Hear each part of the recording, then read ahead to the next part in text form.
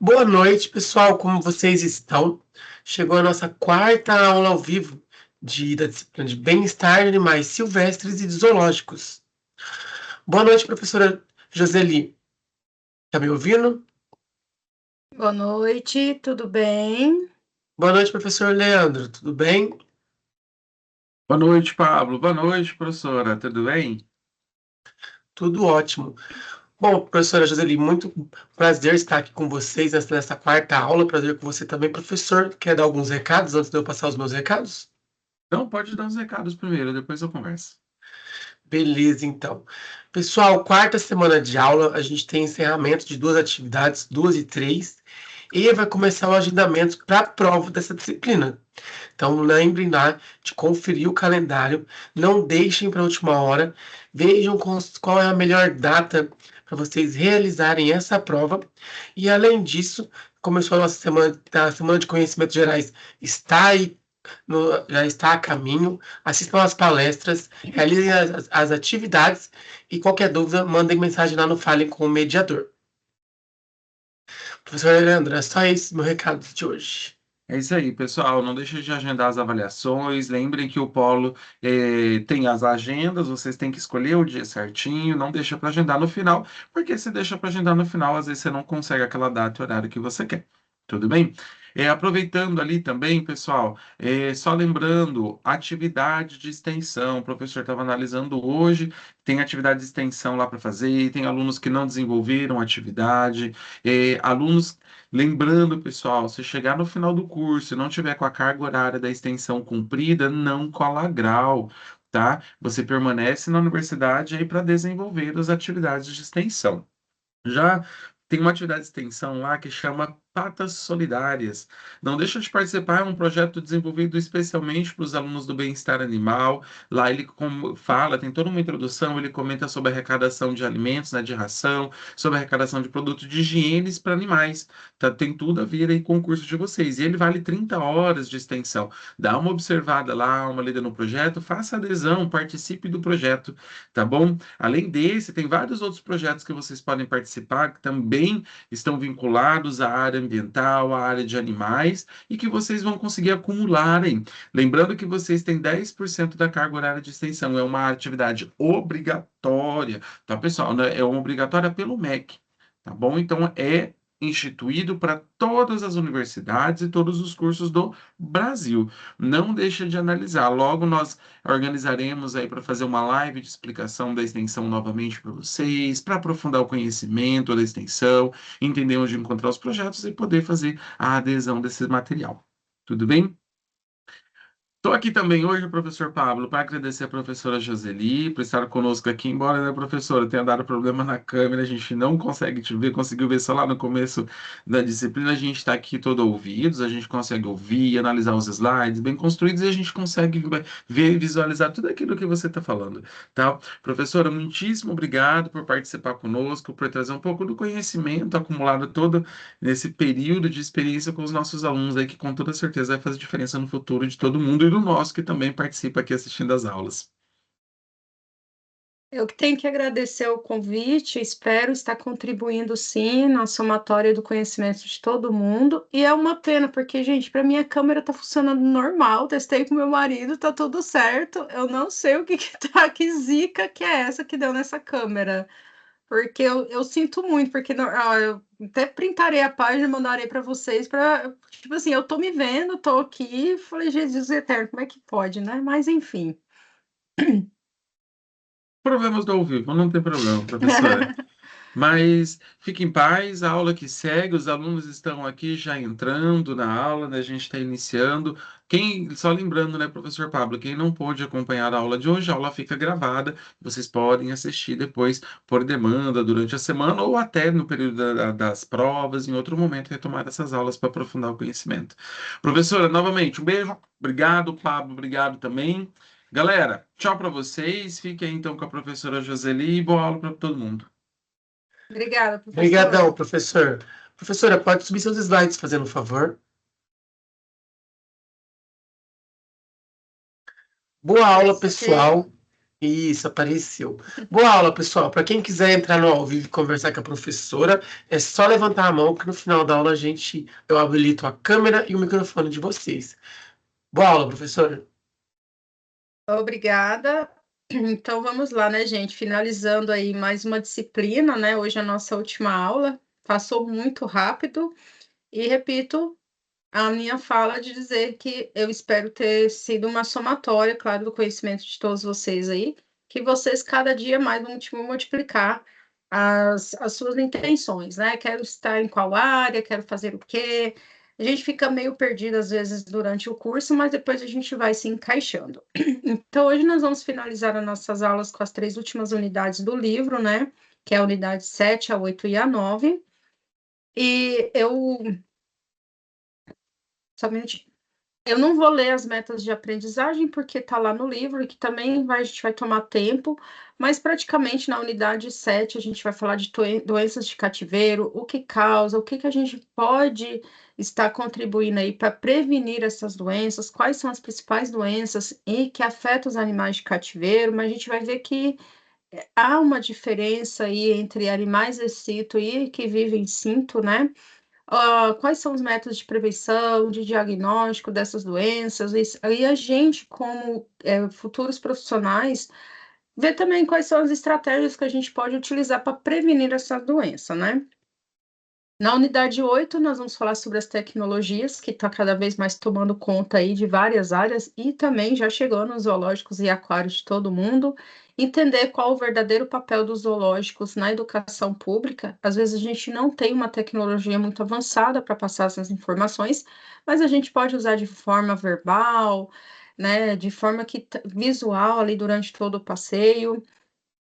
E na unidade 9, para finalizar, leis, quais são as políticas públicas, né, dentro dos zoológicos, dos animais silvestres, quais são as leis que realmente surgiram e que até hoje fixaram, né, glória a Deus, como a gente vem dizendo, para poder proteger esses animais silvestres, esses animais que vivem em zoológicos, como que foi regulamentado, a gente vai discutir um pouquinho sobre isso durante todas as aulas, né? Bom, vamos começar a falar de doenças, né? Quando a gente fala de doença, é inevitável acontecer num plantel de 100, 200, 3.000 animais, algum animal que apresente uma determinada doença, principalmente quando a gente recebe esse animal silvestre. Às vezes você tem zero índice de doenças dentro do teu plantel, ali de forma in situ, mas você recebe um animal silvestre que vem com determinada doença.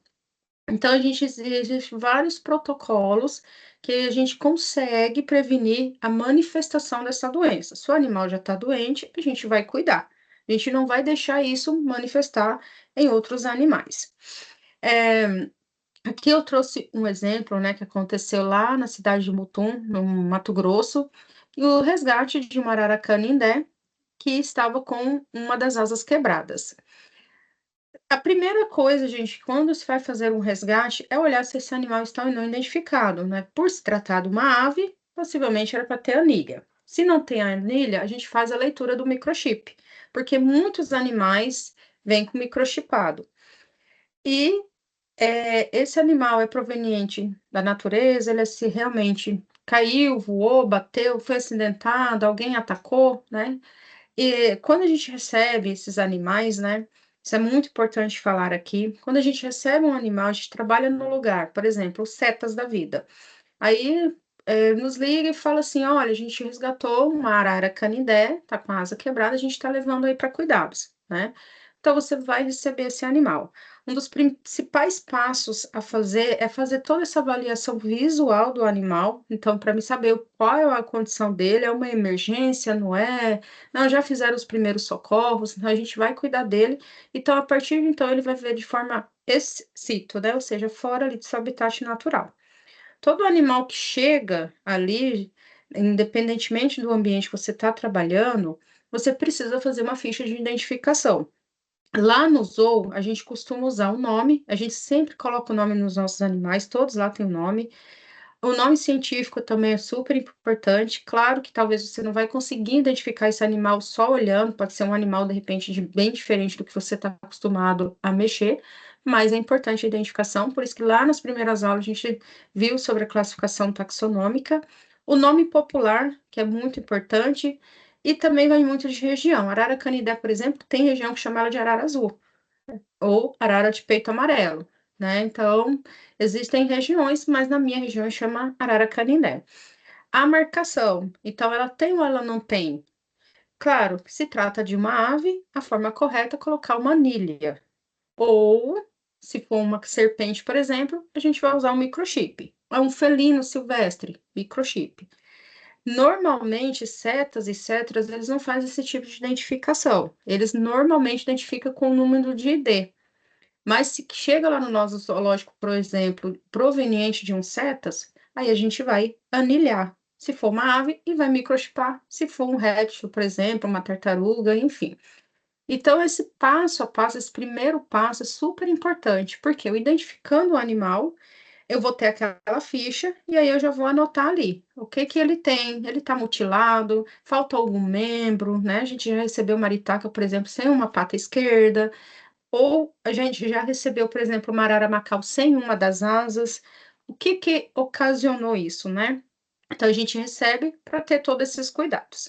Porém, a gente também faz as análises laboratoriais. A gente faz coleta de sangue, a gente analisa as condições físicas e também é, por dentro desse animal, a gente faz raio-x, a gente já descobriu araras ali que estavam assim com verme até no topo, teve que internar para fazer tratamento de verme e aparentemente ela não tá, ela estava boa. Você olhava assim e falava, nossa, perfeita.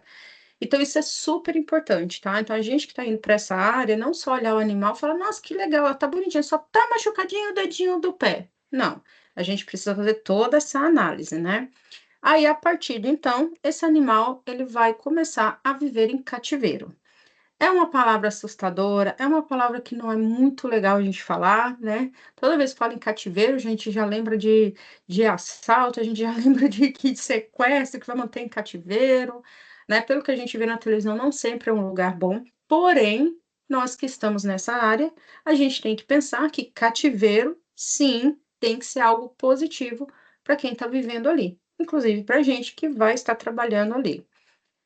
E com isso, gente, com essa aglomeração de animais que recebe de um espaço, recebe de outro, vem do céu, vem do mar, vem da água, vem da terra, existem vários tipos de doenças, né? Existem aquelas infecciosas e não infecciosas. As infecciosas são causadas por agentes patogênicos, né? Que a gente conhece como vírus, bactérias, que vão entrar nesse corpo, se reproduzir e, obviamente, transmitir.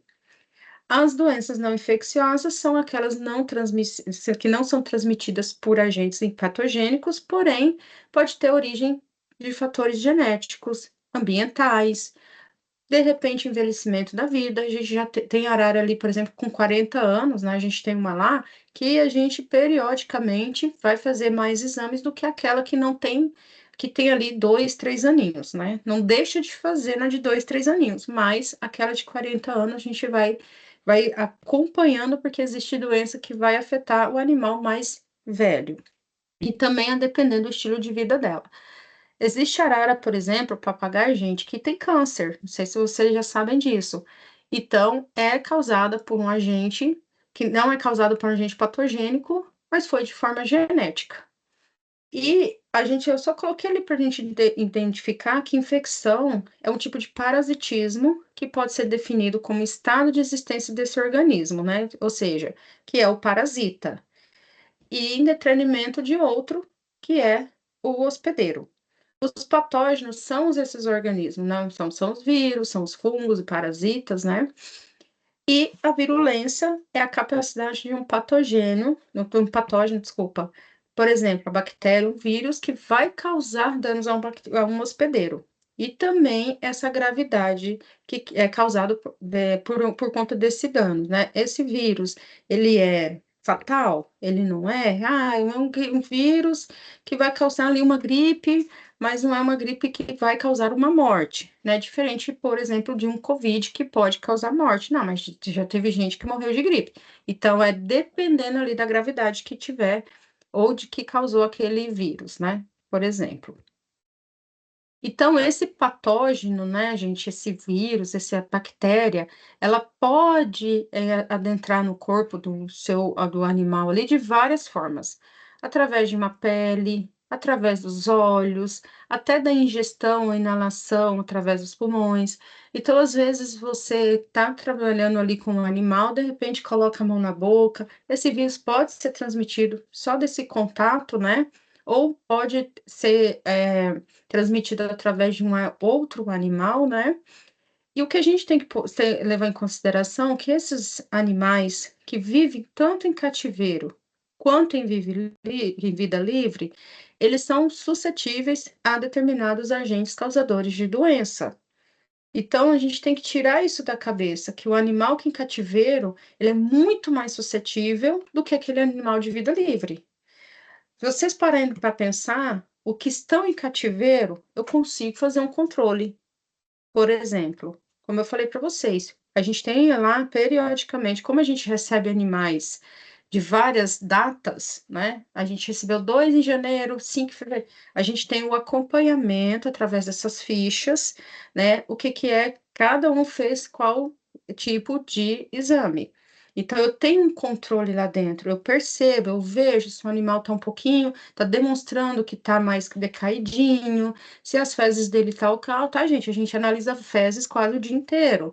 A gente entra no viveiro, analisa se tem uma fezes ali com sangue, a gente vai tentar descobrir de qual animal pertence, vai acompanhar, porque aquilo ali é um sinal de que não tá bem.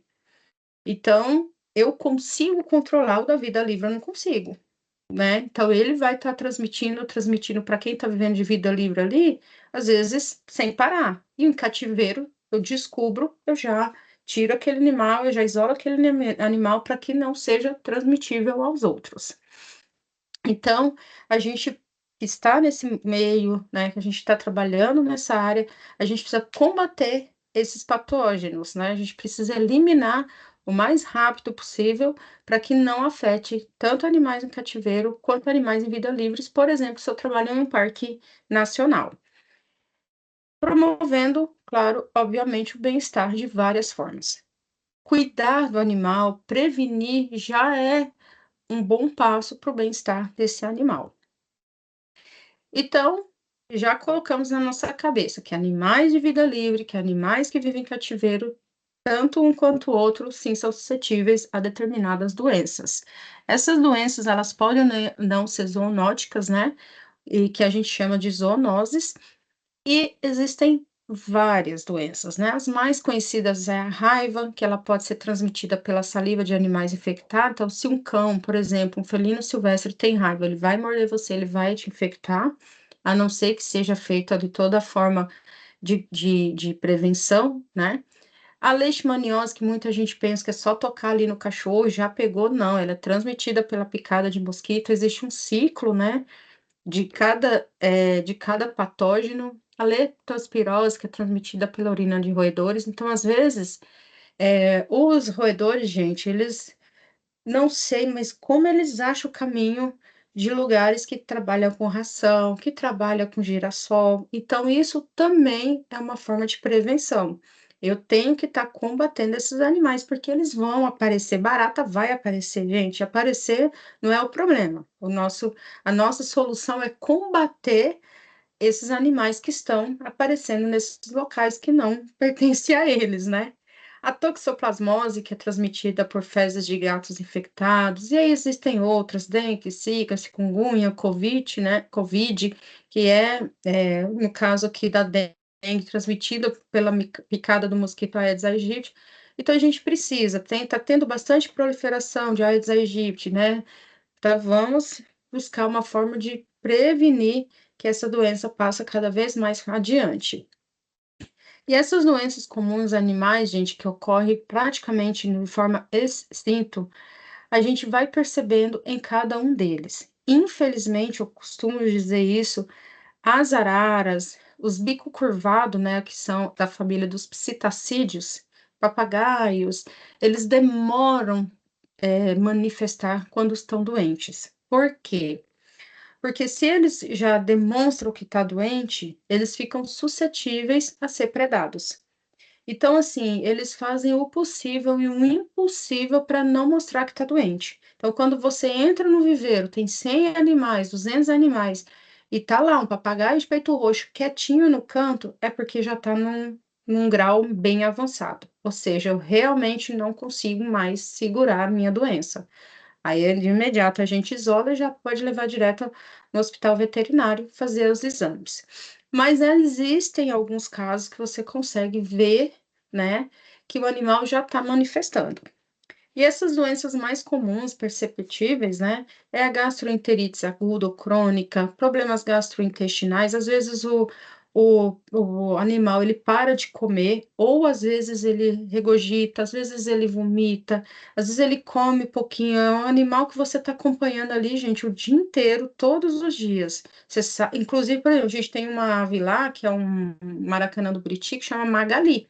É a Magali da Mônica, ela come de tudo, ela come muito bem, ela come até se saciar, mas ela come de tudo. Aí eu entro lá, eu percebo que hoje ela não tá comendo bem, amanhã ela tá rejeitando, tem alguma coisa de errado.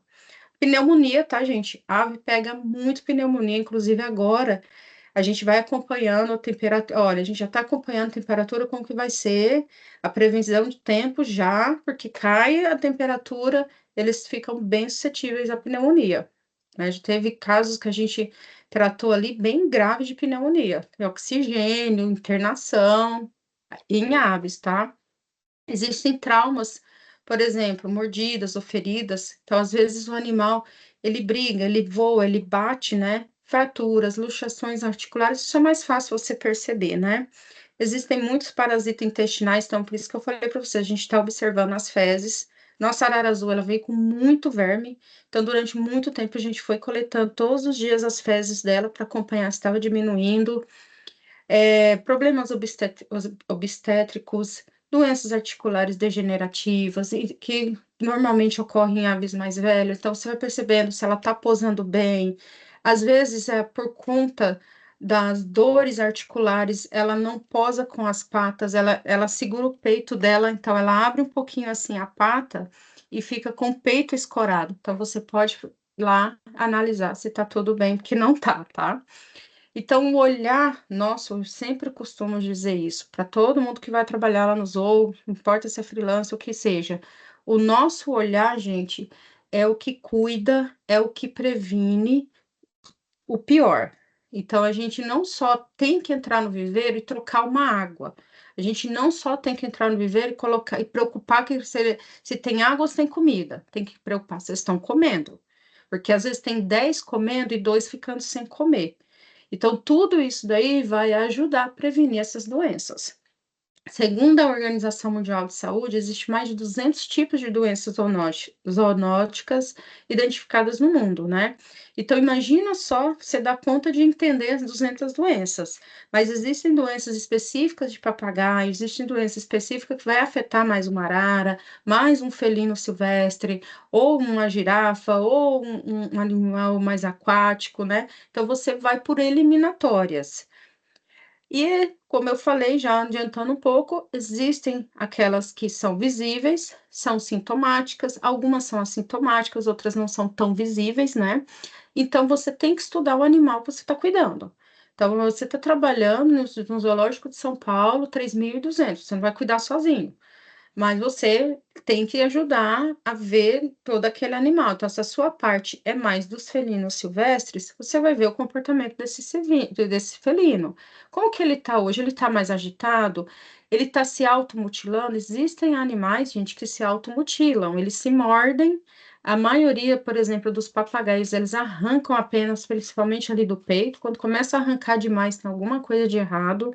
Às vezes esse animal é tão, você entra ali na jaula, cuida desse animal, tá de boa, mas amanhã você entra, ele pode te agredir, né? Como já aconteceu muitas vezes, né? Com o próprio tratador. Pode ter aspectos fisiológicos, né? Por exemplo, aumento no cortisol, então, e você vai perceber que esse animal ele tá com um nível de estresse bem avançado, bem alterado, né? ou neurológico. Por exemplo, a gente estava com uma arara lá que você percebia pelo olho, olha, a gente viu pelo olhar. Ela não conseguia fixar o olhar como normalmente é. Ela ficava um pouco olhando meio estranho. Ela veio de um outro zoológico que fechou, né? Fecharam um zoológico e a gente recebeu alguns animais. Era uma ave bem velha. Ela estava com aproximadamente ali uns 60 anos. Então, ela já começou a apresentar esses aspectos. A gente já tirou ela e já levou para cuidar. Então, isso é importantíssimo. Pode também afetar a produção, por exemplo, o felino teve um bebê ali no zoológico, né? Você vai ficar expondo, às vezes essa exposição a muita gente, principalmente fim de semana, feriado, muita gente tirando foto, aquele barulheira, isso estressa os animais, pode cortar o leite, né? E também na própria saúde animal. Então, às vezes vem assim, cai a temperatura de 18 para 15, ou seja, às vezes pouca diferença, mas para o animal a imunidade dele estar muito alterado, vai diminuir essa resposta. Em vez de ele manifestar algo positivo, ele vai manifestar algo negativo. E perda de peso, tá? Tem que ser bem perceptível. Normalmente, aves, a gente olha o peitoral, a gente vê de longe se aquela ave está não se alimentando direito. Então, a gente consegue analisar. Há casos que a gente fica duvidando, a gente pega o animal e daí segura ele e olha ali, tocando, né, no peitoral dele. Aí a gente consegue perceber se ele está não se alimentando direito. Então, gente, imunidade baixa, com certeza infecção mais alta, né?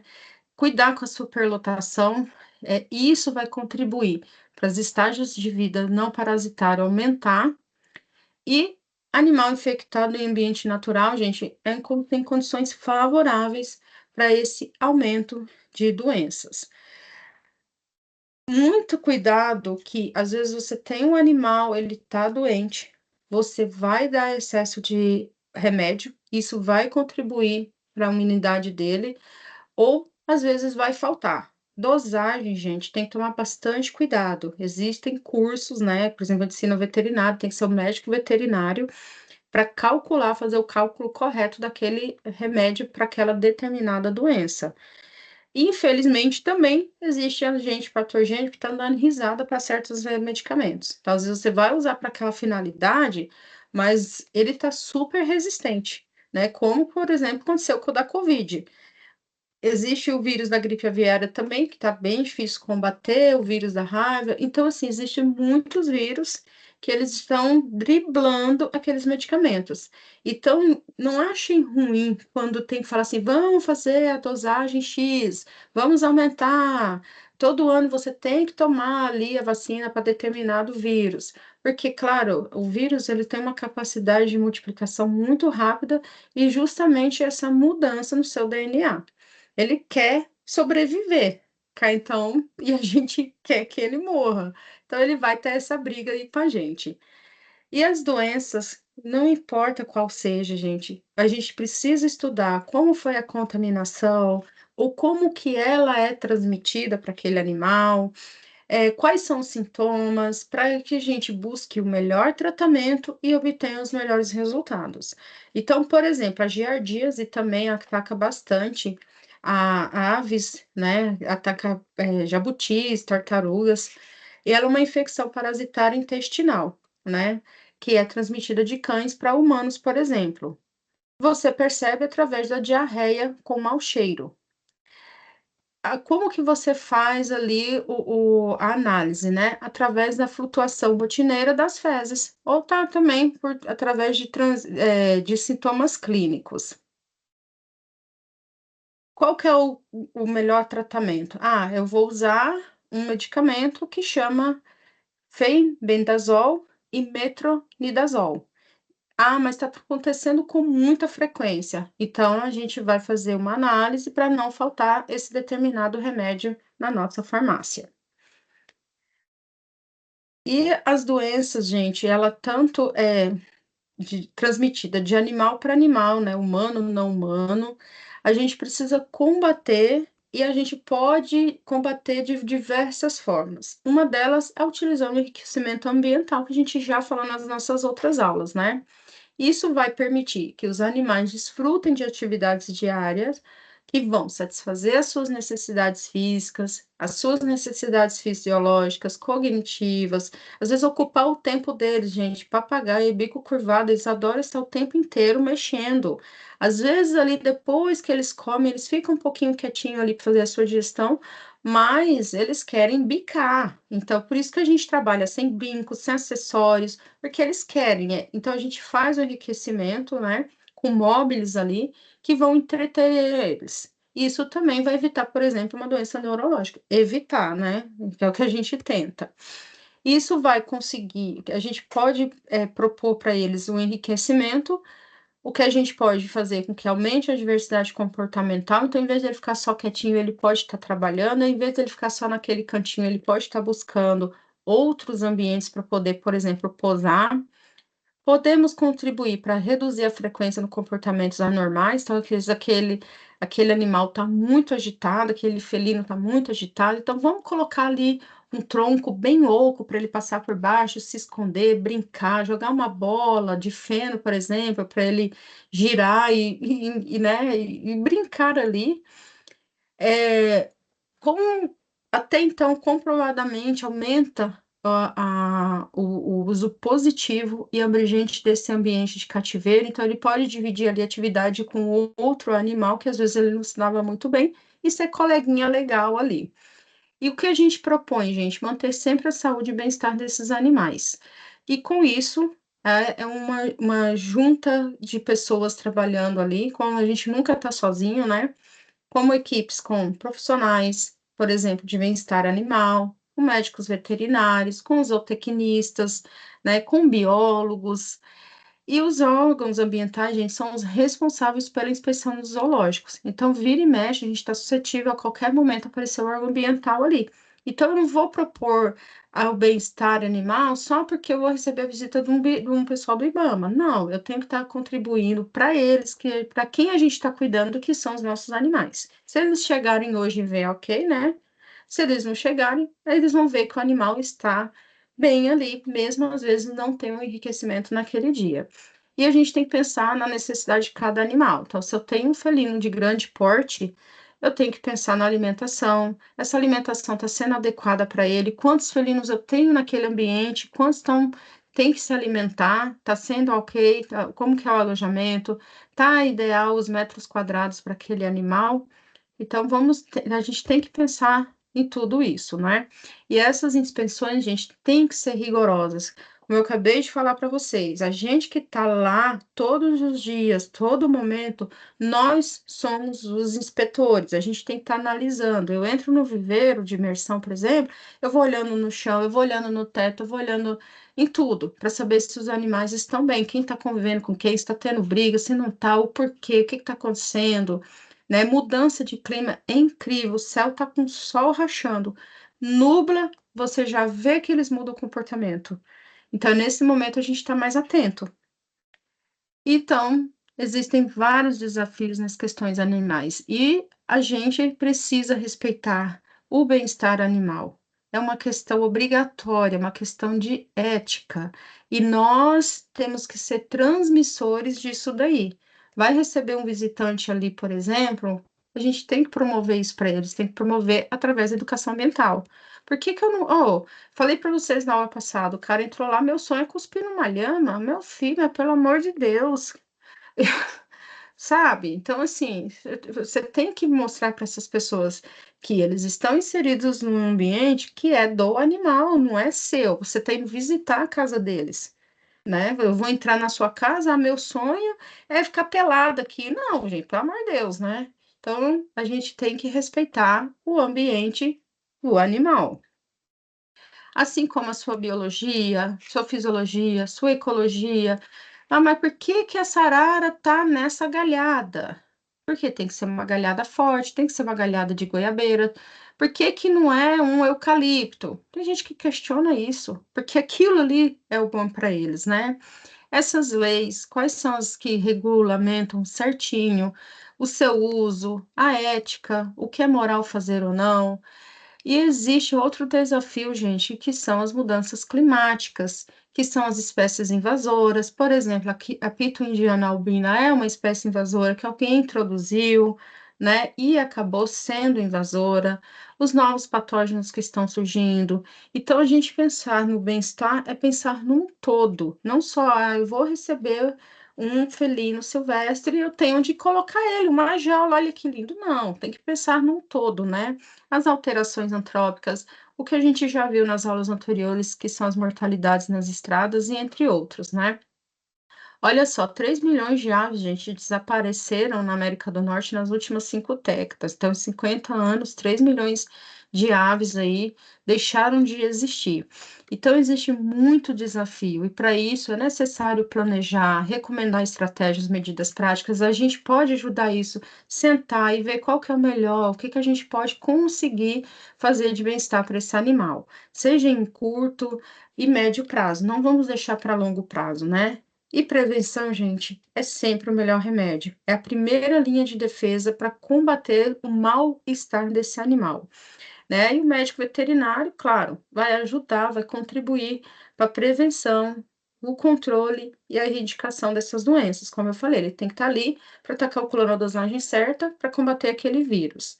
E nós, né, ou vocês profissionais, são responsáveis pelo monitoramento do bem-estar animal. Então, vocês têm que estar ali inspecionando esse animal, se ele está bem, o que está acontecendo, né?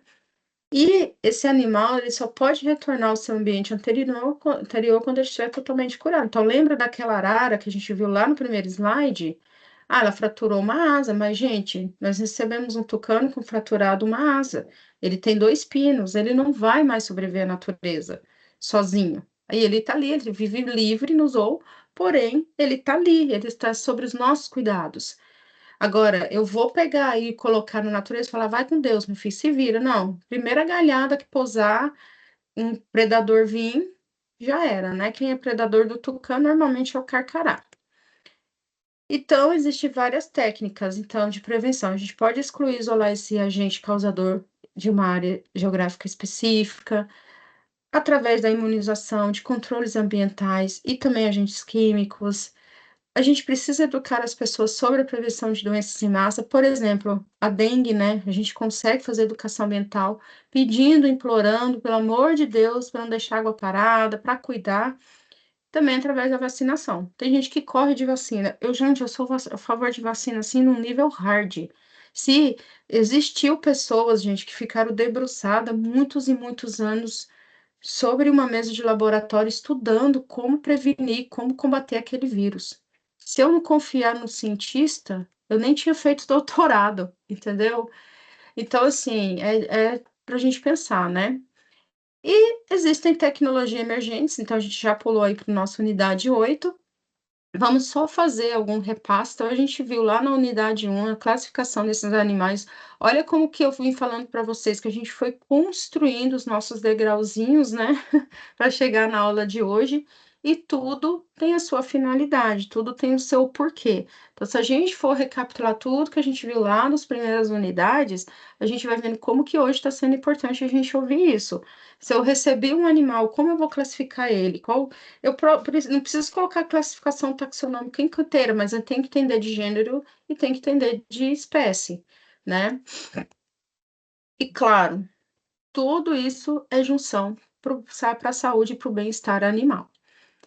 E quais são essas tecnologias? E por que que elas existem, né? Para facilitar a pesquisa nos animais em cativeiro. Com isso, vai permitir testes não invasivos de cognição, tanto de comportamento quanto de habilidades perceptivas de animais não humanos.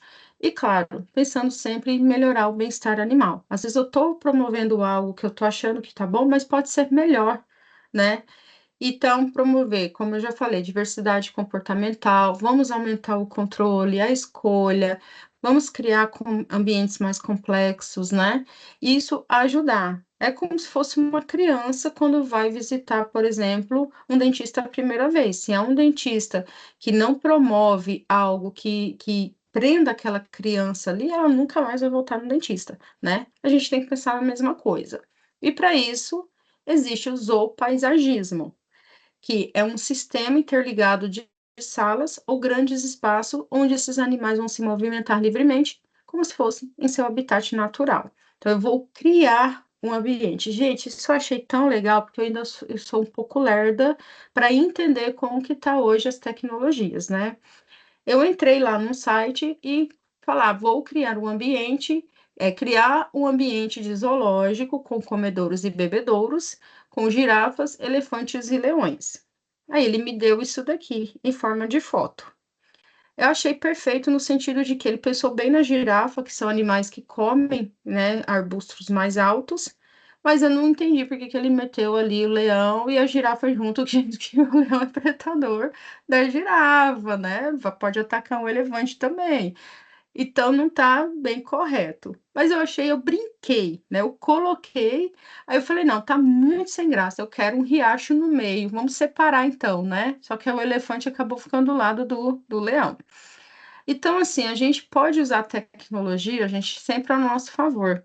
Antes a gente tinha que debruçar, né, escrever, desenhar, medir, tal, tal. Hoje existem ferramentas que te auxiliam a criar esse zoopaisagismo. Eu não preciso, vamos dizer, né, ficar horas e horas. Eu vou receber, olha, o IBAMA me ligou, você vai receber agora um macaco prego, assim, para ontem. Até eu criar tudo aquilo ali no lápis, vai demorar. Aí eu venho, então, né, através dessas ferramentas, através de pessoas que têm conhecimento, criar esse ambiente. Aí eu queria falar, aí eu pensei assim, não, como que é esse zoológico à noite, né? Aí fui lá e coloquei. Visitar o zoológico noturno. Existe muito zoológico, você faz a visitação noturna, né? O site é esse que tá aí, tá, gente? O Free Peak. E olha aí. Aí sumiu os leões, né? Eles foram dormir lá na toca. Então, você pode brincar de uma forma séria, criando ambientes adequados. Lembra que eu falei? Eu coloquei com comedouros e bebedouros. Então, eles foram criando de forma adequada. E eu só coloquei, eu não coloquei arbustos altos, baixos. Eles que foi me entregando, mas os não, isso aí com uma cara meio estranha aí, né? Mas tá bom. É só para vocês entenderem. Esse daqui eu consegui, fazendo as pesquisas, né? O design do Zoológico e Parque Zoológico São Paulo, do Jardim Botânico, eles querem mudar, e essa é a proposta. Então, você lá no Zoo também foi criado dessa forma, que tá à minha esquerda, né? E ali você vai ver como se fosse um de satélite, né? Como que está esses ambientes? E em cada ambiente, aí aqui agora à minha direita, onde cada animal vai ficar, né? É um felino silvestre, ele vai ficar em X lugar. Eu recebi um urso polar, vai ficar em tal lugar. E aí também a gente vai ser arquitetos, né? Então, essa também é a proposta deles, né? Olha que bonito. Então, isso tudo feito por inteligência artificial. Então, olha como que a gente pode usar a favor e olha como que a gente pode usar de uma forma tão rápida, né? É isso que eu demoro a processar. Como que hoje está assim, sendo um avanço tecnológico que incrível, né? Então, gente, essa tecnologia ela pode ser usada para influenciar diretamente o bem-estar animal. Então, quando eu recebo essa proposta aqui, eu já vou analisando. Não, mas isso aqui está faltando um pouquinho de X coisa. Não, eu tenho que colocar mais árvore aqui, porque tem bastante macaco, né? Então, eu posso ir estudando. E a gente, então, vai promover a diversidade comportamental, a gente vai aumentar o controle, a gente vai criar um ambiente cognitivo complexo, tudo isso sempre a favor, né? E utilizando sensores vestíveis, sistema de gestão centralizado, tecnologias de designs, a gente tem que ter um acesso irrestrito a áreas externas à noite. O que que eu consigo contribuir? Lembra que eu coloquei lá à noite? Como que vai ficar? Não vai ficar legal? Preciso pôr uma luz? Não preciso pôr? Existe o sistema de gerenciamento de informações zoológicas, né, que é o ZINS, plataformas de observação comportamental, a realidade aumentada e virtual. Gente, existem zoológicos, não sei se vocês sabem, que vocês conseguem fazer a visitação dele em 360 graus virtualmente, tá? E, claro, visando o princípio importante da conservação nos zoológicos. Então, esses animais, eles devem ser mantidos em condições que se aproximem dos seus habitats naturais. Então, se eu receber, por exemplo, um animal que ele precisa mamar, eu vou fazer o possível e impossível para usar o leite ideal dele, fazer mais ou menos, a gente tenta imitar a mãe ali, como que ele mama, né? Ele mama assim, ele mama assado, né? Assim, essa foto aí eu já acho estranho, porque ele não mama dessa forma, né? Ele mama às vezes com a barriga para baixo. Então, quando a gente recebeu as lhamas, a gente olhou muito isso. Mas talvez dessa forma não vai afetar o animal, né? E aumentar o controle do animal sobre o ambiente. Então, eu vou colocar, eu já tenho 3, consigo colocar 10, né? Cada vez mais a gente procura enriquecer a experiência do visitante e transmitir essas mensagens destinadas a promover atitudes e comportamentos pró-conservação. Então, como eu falei para vocês, o visitante está ali, eu tenho que passar para ele a importância daquele animal, do porquê dele estar ali, o porquê que a gente propôs isso. Olha que interessante usar isso, usar aquilo, né? Para o zoológico, a expectativa é proporcionar aos visitantes uma experiência direta com a vida selvagem, de forma excito, e a nossa realidade é criar um ambiente rico que pode influenciar e enriquecer cada vez mais a percepção dos visitantes sobre esses animais e sobre o seu habitat. Se eu não fosse conhecer um zoológico, como que eu ia ver um leão na minha vida, né? E aos visitantes, a expectativa sempre é apresentar maior consciência das questões de conservação e intenção de adotar comportamentos favoráveis, só que a realidade, gente, a minoria traduz essas intenções em ações reais. Então, tem gente que vai visitar o zoológico e sai dali querendo prender um animal, querendo adquirir uma ave de forma ilegal.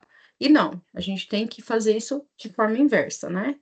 Através dessas iniciativas de conservação e sempre buscando informações nos programas de melhoramento e projetos de conservação no país, como a gente já viu nas aulas anteriores, né? Existem vários zoológicos, vários projetos para contribuir para o lado positivo desses animais.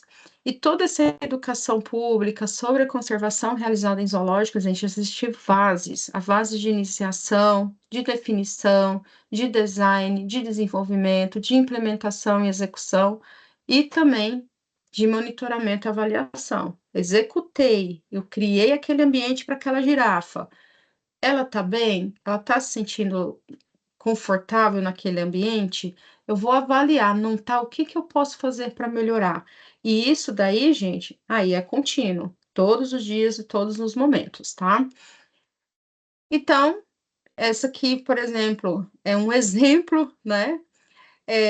Um zoológico utilizou estímulos auditivos no comportamento de animais silvestres em cativeiro. Eles lançaram sons imitando o rugido do leão para determinados leões, porque eles não estavam rugindo. De repente, eles começaram a rugir significativamente mais, né? É normal tal tempo, de tempo em tempo. Eles avaliaram que faltava alguma coisa e implementaram o som. Então, olha que importância, né? E claro, como a gente já viu, por isso que eu vou passar de uma forma mais rápida, gente, que existem várias leis que foram melhorando isso. Então, antes eu tinha um leão, eu chegava lá, a gente via, eu já visitei vários zoológicos mais antigos, circos, né? Inclusive o Parque do Engar, quando tinha ali os animais. A gente via que o animal não estava legal. Cara, era uma jaula minúscula, era um ambiente minúsculo. A gente via claramente no olho do animal que ele não estava feliz. Então, isso foi mudando, isso foi aprimorando. Então, a gente via que era zero necessidade animal. Para mim, humano não era, porque eu queria conhecer um leão, mas aquilo me despertava algo negativo, né? Necessidades e parâmetros. Então, a gente tem uma pirâmide invertida que foi assim: teve a necessidade humana, aí as necessidades e parâmetros, aí vieram as legislações públicas e políticas. Ainda há muitas lacunas, ainda há muito que melhorar para que se obtenham bons resultados. Agora, adianta ter uma lei importantíssima de crimes ambientais, como é a 9.605, a gente já falou dela, de 98, se eu não aplico ela. Se eu não, lá no zoo, eu estou promovendo algo negativo para o meu animal, que não deixa de ser algo do ambiente, né? Então eu preciso entender que essa lei ela tem que estar em vigor, ela tem que estar funcional, não só lá no papel, né? A 7.173, que a gente também já falou dela, que vai dispõe o estabelecimento de funcionamento de zoológico. Olha, eu quero abrir um zoológico, meu sonho. Pô, mas você vai abrir só porque é o seu sonho? Não, a gente vai ter toda uma lei ali para respeitar. E do artigo 1 ao 20, não sei se vocês já ouviram falar de fauna alienígena, né? É, são as faunas exóticas, quando vem de outro país, tá? Não de outro mundo, porque a gente ainda nunca recebeu, né? Animal de outro mundo. Essa portaria do IBAMA, que também já falamos dela, que é a 283, ela é super importante, porque ela vai classificar os zoológicos em A, B ou C, né? Lembra que a gente trouxe o exemplo de zoológico de São Paulo, né? Entre outros.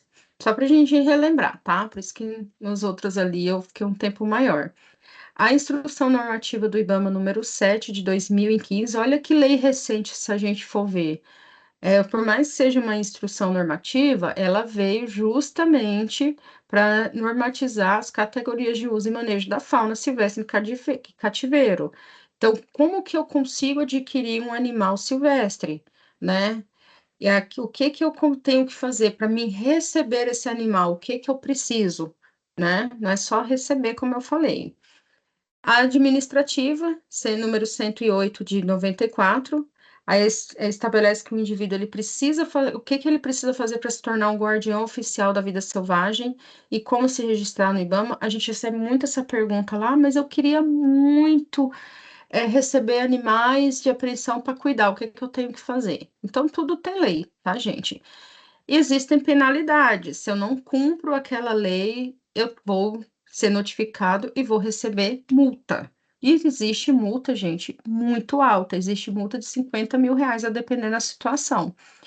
E aí a gente também pode correr o risco de encerrar nossas atividades. Lembra que eu falei para vocês que nós recebemos animais depois de um fechamento de um zoológico? Eu não vou falar o nome, né, para não ficar chato, né? Mas o zoológico foi fechado e aí a gente recebeu alguns animais, porque não cumpriram normas, né? E quando isso acontece, para onde que vão esses animais? Eles começam a destinar, porque para a natureza já não retornam mais. Essa fiscalização, gente, ajuda muito a proteger inúmeras espécies que habitam o planeta, né? Além disso, ajuda no equilíbrio ecológico essenciais à vidas. Então, nós temos que entender que o cuidado, a conservação, a gestão da vida selvagem é de suma importância e uma preocupação fundamental no discurso ambiental contemporâneo, né? Segundo a ASAB, reforçando aí, existem de 100 a 120 zoológicos e aquários. Então, imagina você fiscalizar tudo isso aqui e não é só entrar lá e olhar, tá, gente? Olha o de zoológico, o de São Paulo, que é mais de 3 mil animais, né, indivíduos. Você tem que fiscalizar um por um. Tá tudo certo, não tá, né? Aqui é o site da ASAB, né, que eu também já mostrei para vocês. Então, as políticas são esses documentos destinados a orientar decisões e atingir esses determinados objetivos. Então, tudo essa somatória, bem-estar, conservação, pesquisa, segurança, até horário de funcionamento, tá, gente? A gente tem um horário lá das 9 às 16 horas. Às 16h05, 16h10, os animais já começam a ficar mais agitados, preparando para dormir. Então, não tem como eu te atender 4h30, né? E eu destaquei a aquisição e disposição, gente, porque até para a gente adquirir um animal, receber um animal ou destinar ele, existem leis, tá? E não é uma tarefa fácil, gente. A conservação e a gestão da vida selvagem, tem um custo alto, ela é cheia de políticas, ela é cheia de promoções de bem-estar animal.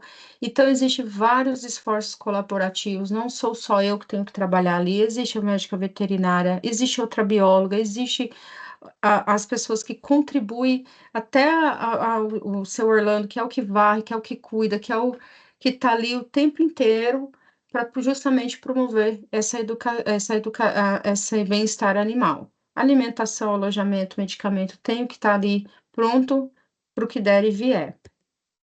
Então, nós temos que pensar em atuar de forma eficaz para garantir os direitos e deveres e a saúde e o bem-estar desses animais, tá?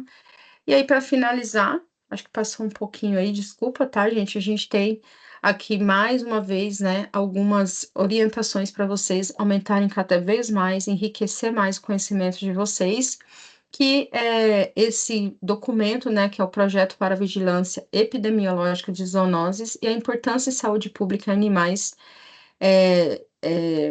espera aí que tá um pouquinho, só um minutinho, de classes mamárias, de aves e os artrópodes. Outro também documento que eu gosto bastante é esse da UASA, que é Cuidando da Vida Selvagem.